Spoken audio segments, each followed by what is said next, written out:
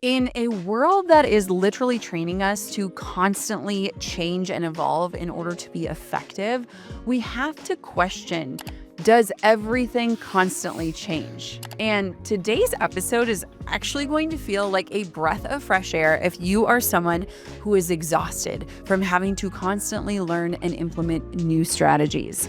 Today's guests are some of my favorite people on planet Earth. We have Martha Bitar. She is a CEO and co-founder of Flowdesk, the fastest growing email marketing platform designed to help small businesses create beautiful branded emails. Martha has this pure love for design and a commitment to her customers. She's led Flowdesk to $27 million in annual revenue without doing any outside funding. She's also a devoted mom to her toddler, and Martha is currently leaning into balance and figuring out what does it look like to run a thriving startup and also be an amazing mom, all while being committed to being a lifelong learner, constantly seeking new ways to grow and innovate. Now, her partner in crime is a dear friend of mine, Natalie Franke.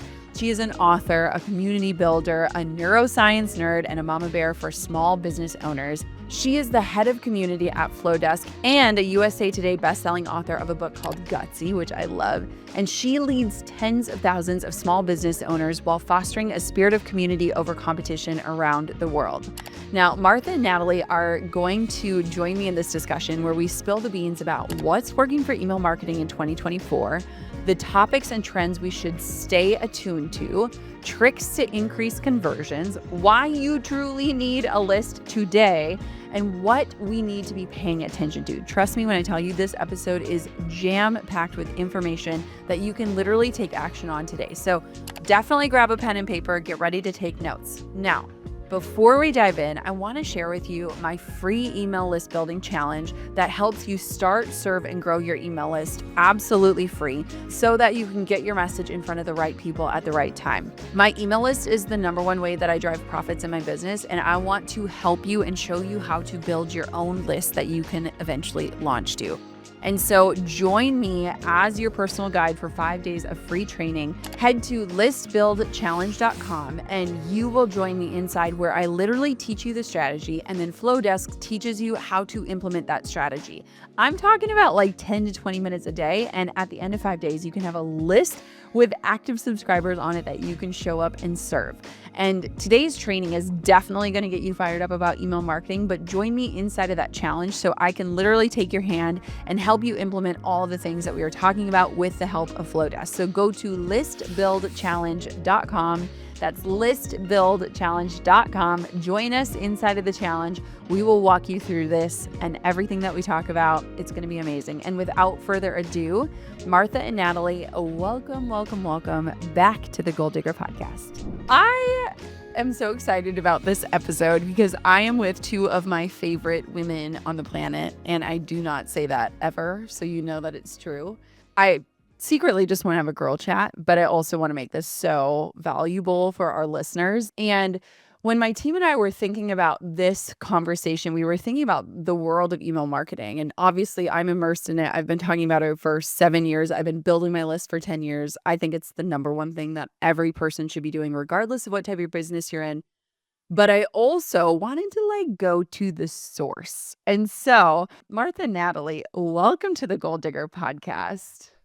Thank you for having us. Yes. Okay. So here's what we're gonna dive off the deep end and we're gonna work our way back up to the surface. And so I want to just jump off a ledge with you, and I know you guys will follow me. And so you guys see the data as the brains behind Flowdesk, which is my favorite and top recommendation for anyone who is starting and growing their email list. And so here's the first question that I get asked, and I'm actually positive you get asked this often. Is email marketing dead? Is it outdated? Are we working off of an old playbook? Sell it to me straight. All right, Martha, you want to kick this one off? I know you get passionate, fired up. Let's do it. How did we arrange these entire podcast? We communicated via email, right? We didn't chat. We didn't WhatsApp, right? Every single year, there's an article on TechCrunch or somewhere big that argues that email marketing is dead and the future is something else typically disappears within a couple of months. And I don't think it's dead yet. I'm not saying it's never going to die, but if you look at the data, as you say, if you look at the stats, email converts 6 times better than social media, right? So let's just like put numbers here for a second. Let's say you have 200 people on your email list, right? Or 200 people in your audience. That means that if you send an email, you're going to get 3% average click rate. That's 6 people, right? And on social media, if every single one of those 200 people see your post, 0.5% will engage. That's 1%, right? So 1% versus 6. And obviously it scales, right? And that is if the entire audience sees it, right? You're nodding. I feel like you have something here.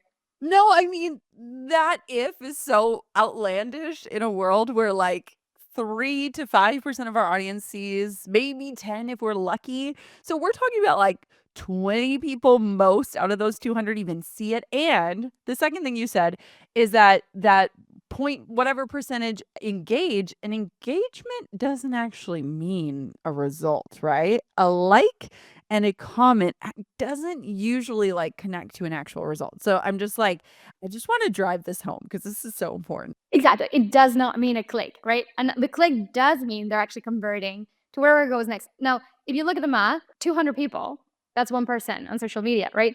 Reduce the total amount of eyeballs that even saw your post. That's not even one person, right? So, Natalie, I know you're gonna say something, but yes, I'm very passionate about these. I would go as far as to say email is not dying. It's actually more important than it has ever been before. That is, and I know that's a hot take, but I only see it becoming more important, especially for small business owners. I'll give some reasons as to why. So obviously we've heard about the potential TikTok shutdown. I mean, it's been all over the news. We also have recently heard about Meta testing, higher levels of paying for verification and limiting reach potentially based on how much you're able to pay for visibility. This goes back to the premise of, renting space on somebody else's platform versus owning your list, owning access to your audience. And in a world where small business owners, creators, anybody who has a talent and is getting out there to share it with the world, they can't afford to build their entire empire on somebody else's land anymore. They don't have control over the algorithm. They don't have control over organic reach, the age of organic reach on social. We all know it's dying a rapid death. So what email does is email is the platform that is for small business, right? Email is the platform where you actually own access to this audience. So I'm sorry I get a little fired up, but as someone that cares so deeply about small business, it always kills me when, I'll chat with people and I'll say, okay, where are your marketing hours going? Again, as someone who's a marketer through and through and loves marketing, where are those marketing hours going? And I so often hear, this social media platform, that social media platform, that's where I'm spending all day. And I kind of take that step back and I just say to them, but what's really converting for you? How many people in your audience are not only seeing your content, but are showing up with a intent, like a true intent, and with a behavioral kind of leaning towards buying from you? Because people think, just because someone's seeing it on social, as Martha talked about, it's not even that they're going there with the intent to buy. They're going there often with the intent to be entertained. Whereas in the inbox, why do you open your inbox? What is the reason you are opening the inbox, clicking the promotions tab, or even just looking forward to that next email from Jenna or that next email from your favorite creator? Because you have an intent to connect, potentially to buy, right? So from a psychology perspective too, there are differences. I'm just incredibly bullish on email, and I love the data. I'll leave y'all with this. Email marketing promises the highest ROI out of all marketing channels. The highest ROI. I have a stat here from the Direct Marketing Association that earning an average of $42 back for your business for every dollar spent. And that is more significant than any of the other channels so many people are pouring their time, their hearts, their souls into, that are getting frustrated over, and email's just waiting for you to come in, own your audience, and make an impact. Well, one more thing, because we're working at an email marketing company, so we're going to say that email is everything.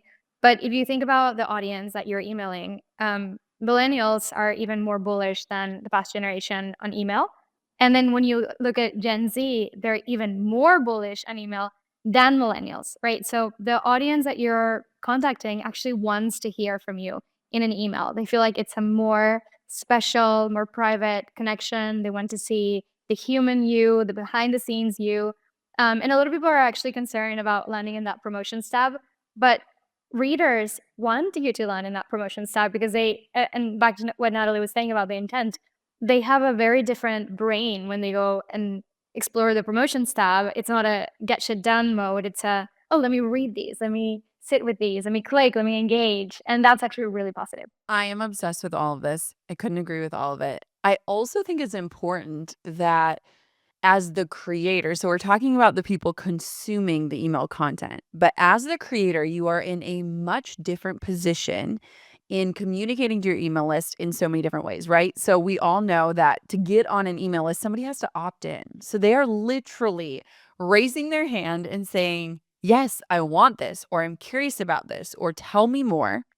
And as somebody creating for these people who have opted in, you have a way different tone. You have a way different message. You have a way different strategy. And I think, it's funny. I was just with a bunch of entrepreneurs and everyone was like, I am so sick of social media. And I was like, same. And it's because we feel like we're screaming to the masses in these like 5-second sound bites with hooks, right? Like it's not how we want to communicate and it's not how we want to be communicated with. And so I think too, it's like, yes, we are highlighting from the consumer standpoint to argue it is definitely not dead. It is alive and well.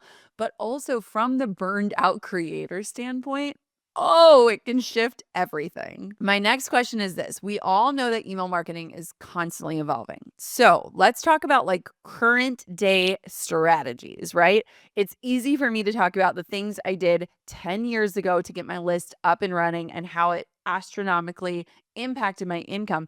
But let's talk about a strategy or a trend that marketers, especially beginners, should be leveraging right now when it comes to growing their email list.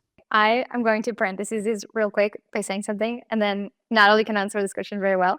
But the parentheses is that we're used to feeling like we have to keep up with the changes because social media has trained us. Also, we love social media. I think it does have a very good space for your business. But social media is training us to that the algorithm is always changing and the strategy is changing. And what worked in the past, even like a month ago, won't work anymore. And the beauty of email is that it doesn't change that much. So I'm going to let Natalie answer that question, but the answer is probably going to be just as relevant as it was before.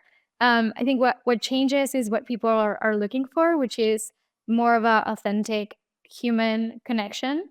What changes is the type of content, but the strategies, I mean, anyone truly with no knowledge of email marketing can start today and become an expert by tomorrow. Yes, I love that. I agree 100%. And when we talk about growing your list in 2024, Martha's spot on. The strategies to grow your list that worked in the beginning of email all the way through that work today, they work. Now, the way we can get really creative and innovate, obviously there's always room for growth and exploration. My biggest bit of advice to anyone listening who's saying, I want to start growing my list, what's going to work today? I would say you need to be leveraging your link in bio.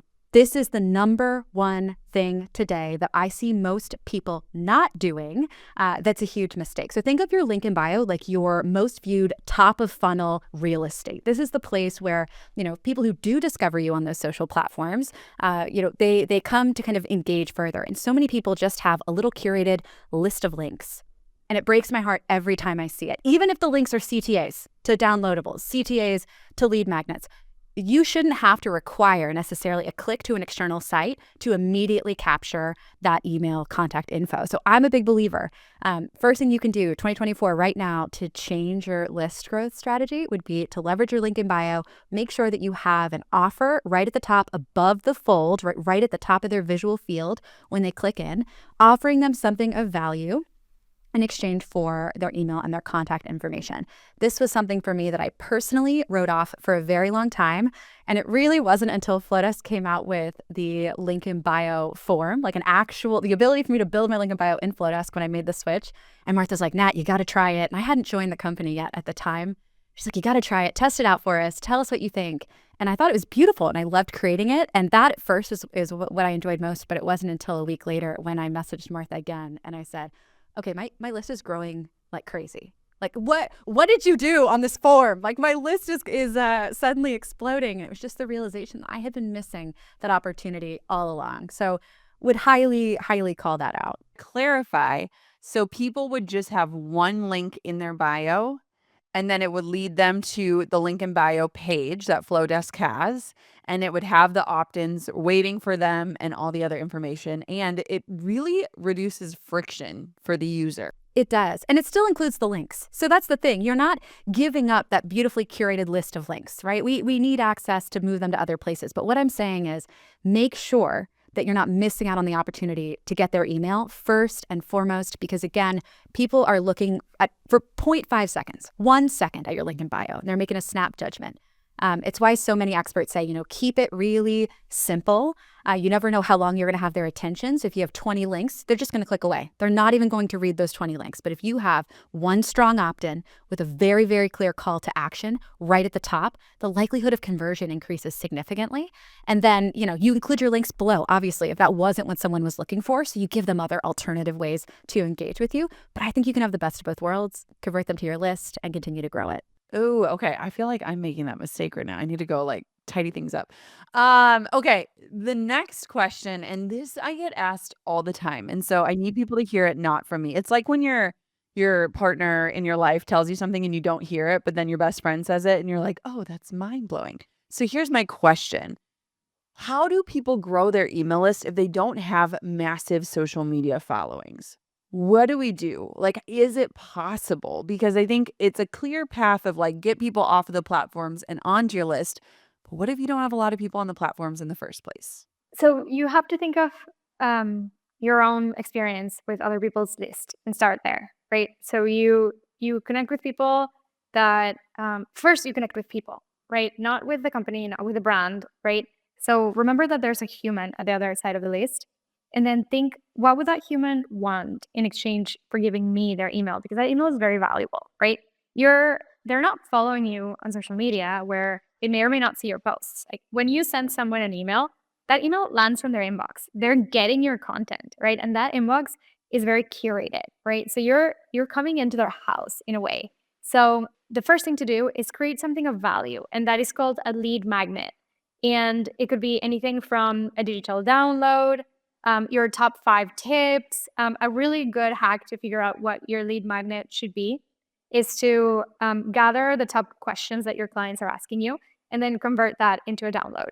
Now, it could be also maybe a freebie, right? Like a free taste of what you do so that people can see the value. And then gate that behind the subscription form. So subscribe to my newsletter and get XYZ. And that creates immediate value. It gets you real, engaged subscribers. And it starts a very good relationship with value. I also love a good quiz.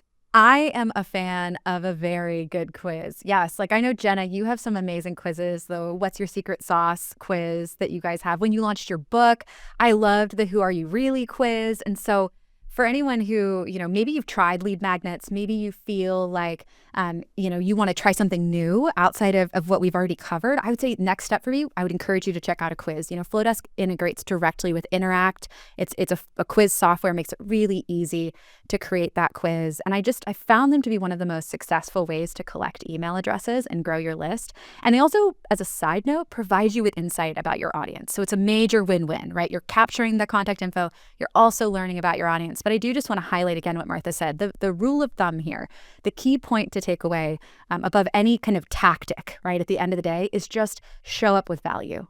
If you show up with something that is so valuable to that person on the other side of the screen that they feel excited to give you their email, that's how the entire experience should feel, right? We're not trying to sell them in a sleazy way. This isn't an uncomfortable, please give me your contact info with an evil laugh behind the screen. That's not how this works. It's, no, I have something of value. And anyone listening to this, you do have something of value. You have knowledge, you have experience, you have something that people want. Your storytelling, I could go on and on. The point being, show up with value first. If you can find whatever it is that they are truly looking for and package it in a way that they can receive it, whether it's insights from your mind or learnings about themselves, which is where the quizzes come in, you're going to find that people are really excited to give you their email. And then my other little tip to add on would be to continue that mindset throughout the early nurturing of the relationship. Keep showing up in value over and over again. Don't let the lead magnet or the quiz be the first and only time that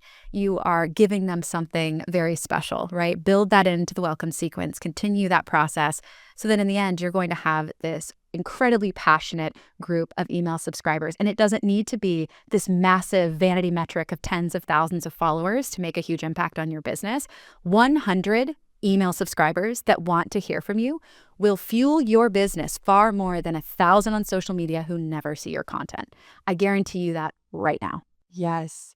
And that's what's so amazing to me about email marketing. I know we've all heard that like stat of like, one email subscriber should be an extra dollar of revenue per month. And I would argue if you are consistently serving them, right? Like there has to be something to that.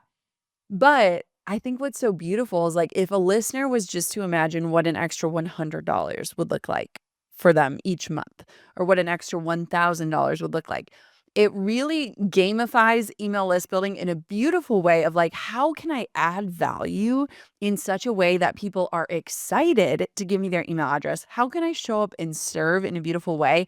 And then how can I provide invitations for the logical next steps for these people? And it totally shifts out of this feeling of like we often can feel on social media where it's like screaming to the masses and like, I hope the right person sees this and I hope that they take action on this and I hope that they click the link in the bio and then they get off of this and take the next step. And it's like this more frictionless opportunity to connect on such a higher level that the like energetic exchange, it just feels different to me. It just feels like such a breath of fresh air in a world where I think we've become curious and cautious about how we're being sold to, in a way of like, I can actually speak to you because I know something about you that gives me the ability to actually serve you in the way that you are hopefully desiring to be served. And I'm giving you an opportunity to RSVP to an invitation, and you can say yes or no, and there's no emotion involved, right? I will still keep serving you if you say no. And if you say yes, that's amazing. And I just like, to me, I think it's what so many of us are craving, especially like heart centered entrepreneurs who are doing the things they love and can't believe they're fortunate to get paid to do them. It just changes the exchange. I love that you called it energetic exchange because it is exactly that. And then what's craziest is that right now the mainstream adoption of AI means that we're going to go even more robotic, right? Like a lot of email marketing companies are already enabling AI generated content, right? Like you're going to start receiving newsletters that were AI generated. Email marketing companies are already creating these growth, like list growth strategies. I was just looking at one of them where someone joins your list and then it recommends other lists to join. And these subscribers are worth 1/10 of an actual organic subscriber, right? So in a world where we're headed towards these like AI powered content, right? Newsletters are going to start feeling like ads. And guess what happens, right? At the beginning, sure, maybe it works, right? For a few months. But what happened on social media? People start getting ad savvy, and then all they want is a real you, right? All they want is a real recommendation. Is the behind the scenes. It's the messy, and your focus on really like the energetic exchange, the true like there's a human being on this side of the screen, there's a human being on that other side of the screen. To me, is what is going to define the most successful newsletters in the future. Period. Right? It's that human, is that people aspect. What's interesting is in our most recent launch, we did something we haven't done in the past because oftentimes we're dealing with a high volume of people. And I was like, we're talking about the power of email marketing. Let's show it. So we actually had in the email, hit reply and let us know. And we had something of a call to action. And then we were able to have these one-on-one conversations with people. And I was like, this is how this works. We are literally illustrating this at a massive scale that is requiring beautiful manpower, but creating space for real connection. And I just loved that pivot because I was like, I want to like literally, hi, it's me. Like I am here and you are there. And I know that. And the fact that you hit reply means I get to hit reply. And like, again, it's just like, it's just such a different thing. And I think that so many people listening are burned out by strategies that kind of take off and then fizzle. And I love what you said, Martha, about the fact that like there's so much tried and trueness with email marketing. Because on my webinar, somebody asked me, well, what has changed the most in the last 10 years? And I sat there like stumped for a minute. And I was like, you know what? Nothing really has changed in a beautiful way. And so it is unwiring that constant need for changing and trends and things and like getting to the heart of it, which also means that entrepreneurs can create systems around how this works for them and how they write and what that flow looks like and imagining that person, getting this week by week. And it's there's so much beauty in it. And I think that some people hear it and they're like, this is going to be hard and it's going to be a grind and it's not as sexy as social. And I think it's way sexier, if you ask me. What I'm so passionate about with Flowdesk and why I recommend it to everyone is it's beautiful. I mean, let's just give a shout out to like female founders who actually put time and effort and care into what things look like. And I've heard arguments in the past of like email marketing can't be pretty and effective. And so I kind of want to hear the argument on that because I've actually seen that to not be true. And so it's like, let's dispel that myth. It was true, right? I think the where there's smoke, there was fire, right? And ESL, so I think it goes something like that. But it was true. I think in the past, the inbox managers like Gmail and Yahoo and Outlook weren't sophisticated enough to tell when something was spam and when it wasn't. So one of the tools they had was if this email is very image heavy, then it is very likely spam. And it would, but this is like 10, 15, 20 years ago, right? Like when these dinosaur companies were created. The beauty of AI is that it's something that is not new. And Google, for example, has been using it a lot for the last few years, like decades, right? And it actually has gotten really sophisticated in being able to tell when something is spam and when it is not. So they're no longer using the image as a spam predictor. In fact, if you look at some of the world's top companies that are really crushing it with email marketing, like Anthropologie, Airbnb, Urban Outfitters, right? I love Reformation emails. They're all image, right? Like 100% image, and that's okay. We were at Stripe sessions. It's a Stripe's conference recently, and they had a presentation about design, and they showed an experiment that they ran internally. And this is an enterprise company serving enterprise people, right? And they ran an experiment with an email that was ugly text, kind of like no formatting, and then they beautified it. And the beautified email converted more than 20 times better. And again, this is not creatives, this is not solopreneurs, this is enterprise selling to like hardcore enterprise developers. And it's the truth, right? Like beauty converts, and beauty and good design is not an option anymore. It's an expectation, and you just have to do it. Now, on top of that, we have a patent for Flowdesk. So it's actually like granted patent, an invention that we created that automatically optimizes the delivery of your email. So if it has some text version and some layouts, the text version gets delivered in just pure text, and then the layouts get delivered in a flattened, lighter image version. So it is actually behind the scenes optimized for deliverability. You don't see it because you don't have to, because why would we put that on your hands if we can just automate it? But yeah, so you just don't have to struggle with that. Okay. I want to know, Natalie, what types of content are most effective in email marketing right now? And how can businesses keep that email content fresh and engaging? So I think a lot of times people understand the general, create the freebie, deliver the freebie, then what?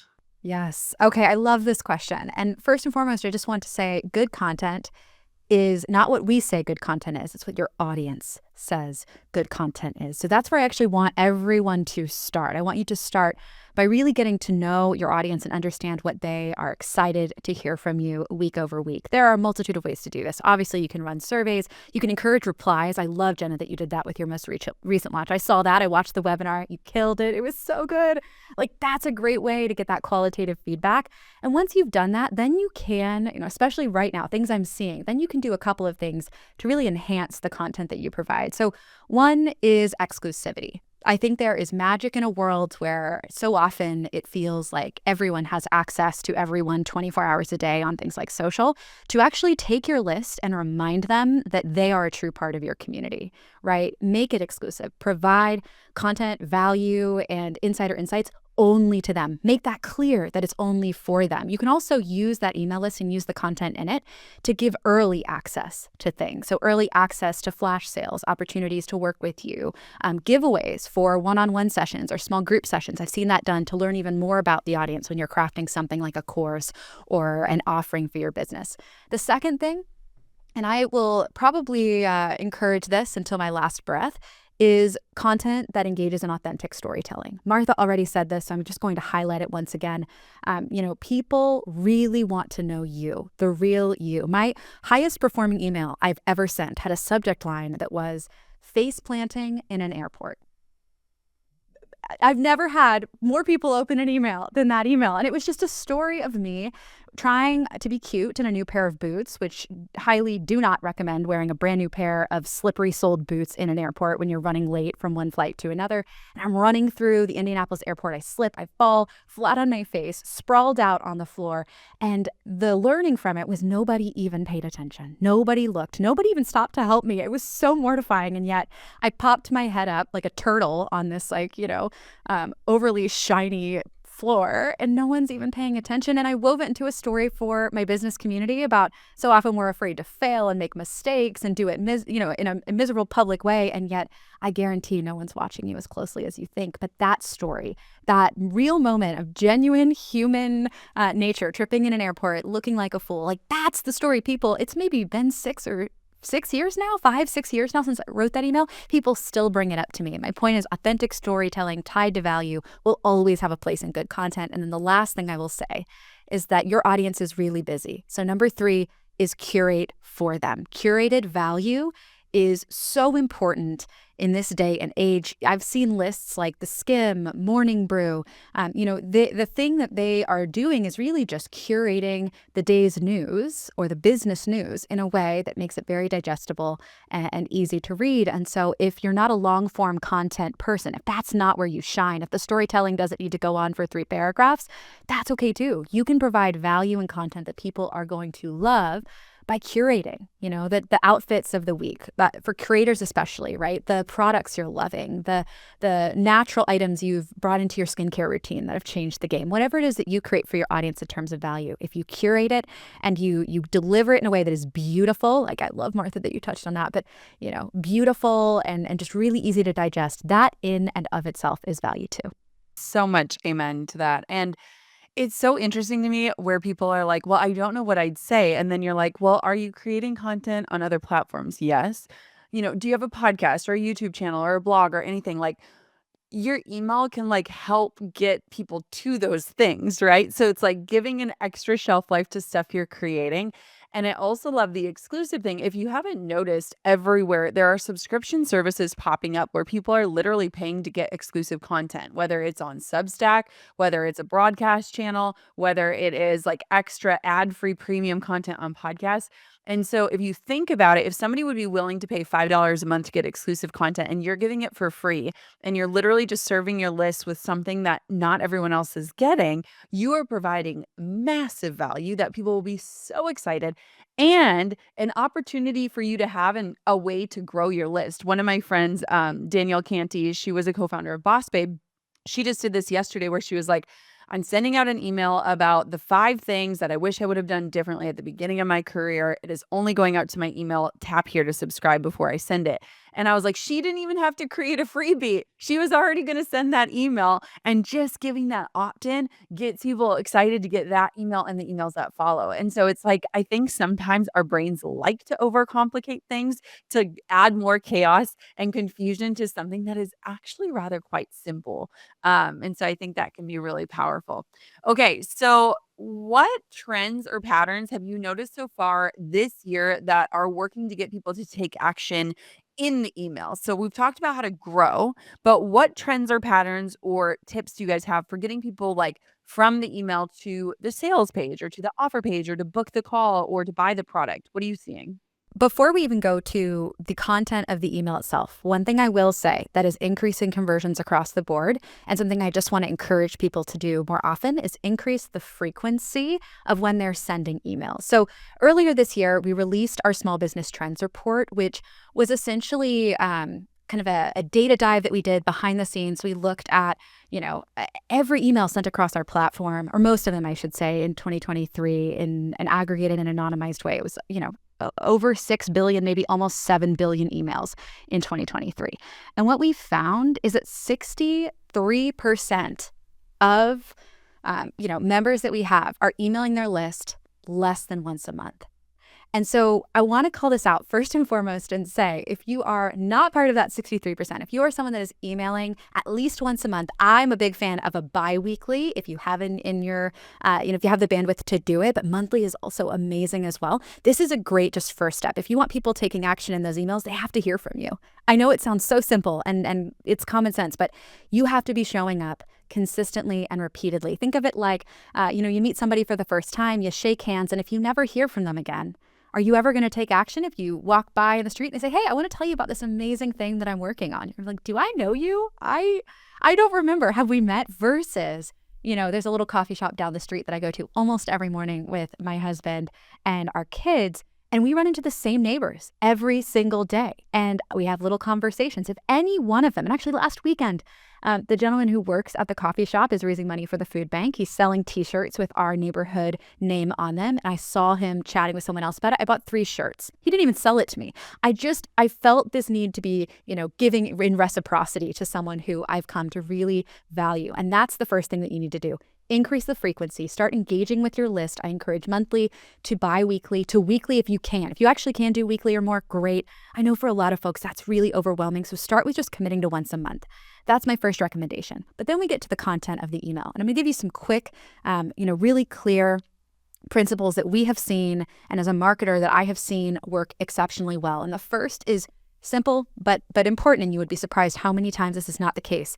You need to make sure that you have very easy to spot call to actions, right? You need to leverage buttons. You need to aim for bold visual contrast that is easy to spot in an email. And the same goes for, if you're linking in the text itself, make sure they can actually tell that it's a hyperlink. So often I see these beautiful emails, but there's either no call to action or the call to action is so far at the bottom of the email that you've missed that opportunity to really grab them from the beginning and have a call to action a little bit further up in the conversation. So that's one.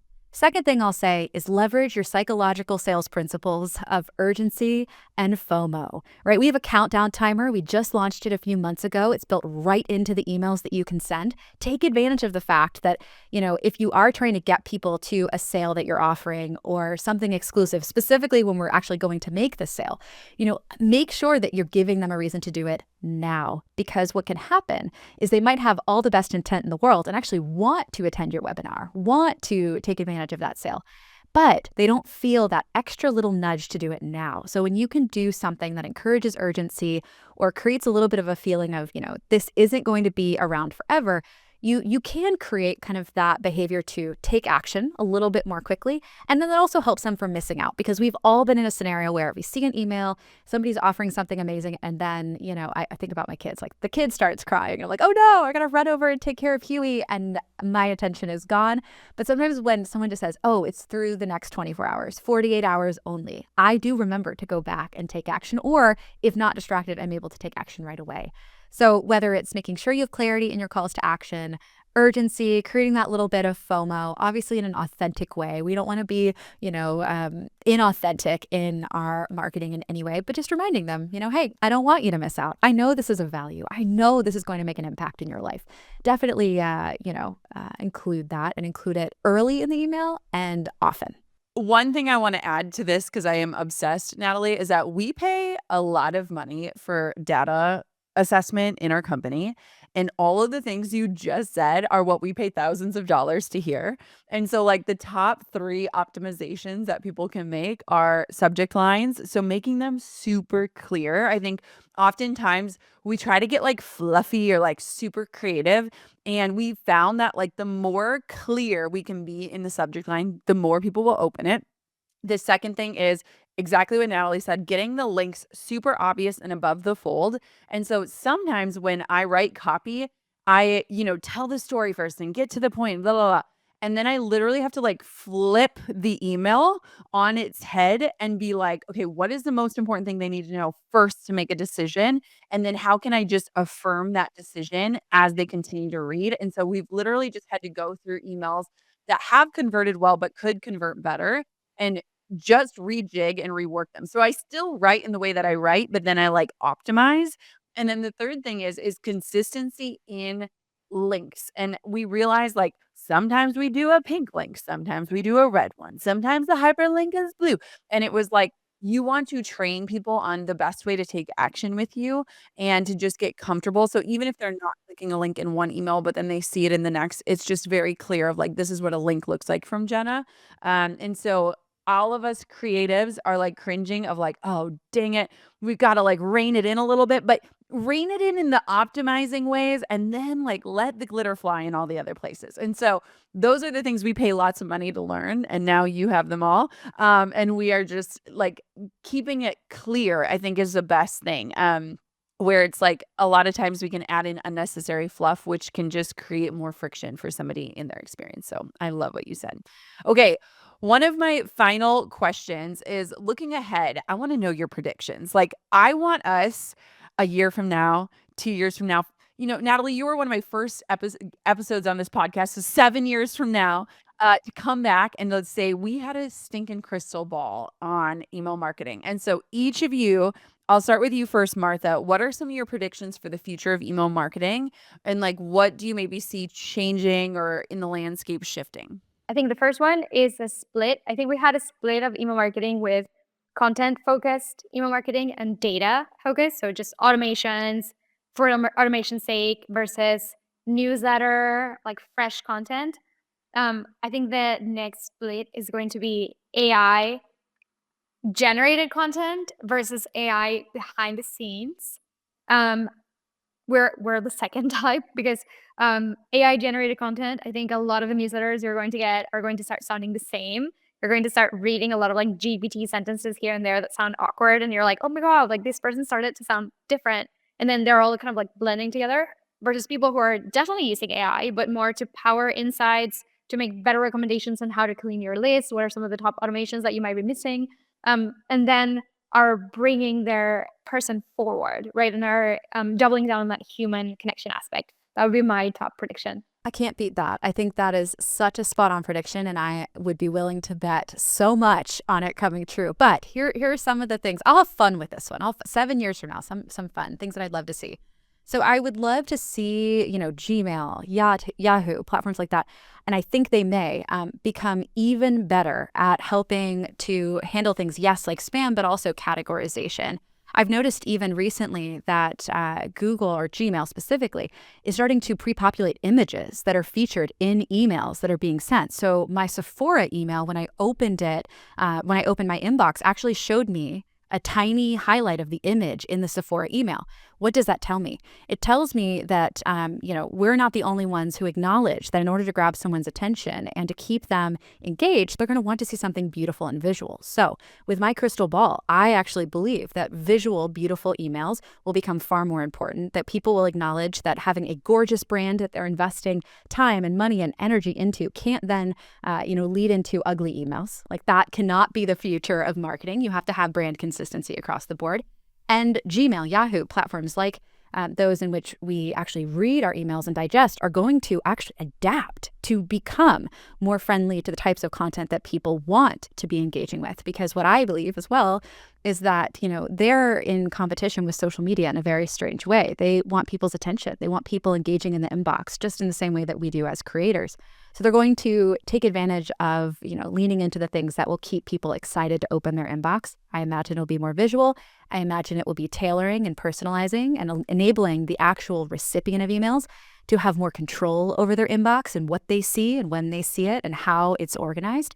And so it's just, to me, an exciting moment because it really puts power back into the hands of the small business owner who isn't just lost in a sea full of, saturated content that people are scrolling to consume like little dopamine hits without an intent to actually engage, connect, or buy, but instead to have a space in the inbox going forward long into the future as it is today, where their subscribers can't wait to hear from them and are excited to see the real human behind the email. What a compelling future you guys have painted. I am here for it all. Where can everybody find out more about you guys and connect with you? I love you both. Yes. So first and foremost, just highly recommend checking out flowdesk.com. And we're on all social channels. So at Flowdesk. You can also, if you want to chat with a human, obviously, who's behind Flowdesk, you can find me at Natalie Franke. I'm the head of marketing here at Flowdesk, and I would love to help you in any way that I can as you get started on launching your list. Would just love to be a part of your journey.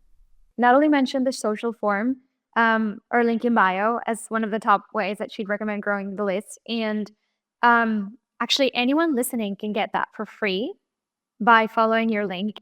Thank you guys so much. We have been through so much life together, the three of us. It's actually remarkable. And I love what you're doing. I love how you're doing it. And I love the way that it is just bringing up this creator economy in such a beautiful way. And so just thank you for spending time with me and using our magic crystal balls to really believe in a beautiful future where email marketing is a part of it. Thanks for being with me. Thanks for having us. Thank you. Call me giddy, but I am obsessed with the fact that I literally get to talk to people that I love about topics that I nerd out on. This episode was just so much fun, and I love getting other people's hot takes who have that industry knowledge, because you can hear things from me, but when you hear it from the source, maybe it hits a little bit differently. And I have a feeling that might have been what happened for you today. As a reminder, I want to invite you to join all of us inside of my list building challenge. It is 5 days long. We have the strategy and the implementation. I'm talking about tech tutorials to walk you through exactly how to do what I'm teaching so that you can literally get your email list set up and running and get subscribers on it. Join us inside of my list building challenge at listbuildchallenge.com. That's listbuildchallenge.com. Not only will you learn from me how to get started, but you'll also learn from Flowdesk how to use that platform so that you can get fast results. I want to make this the easiest shift to winning for you. And so again, join me at listbuildchallenge.com. I hope you loved today's episode as much as I did. Until next time, keep on digging your biggest goals.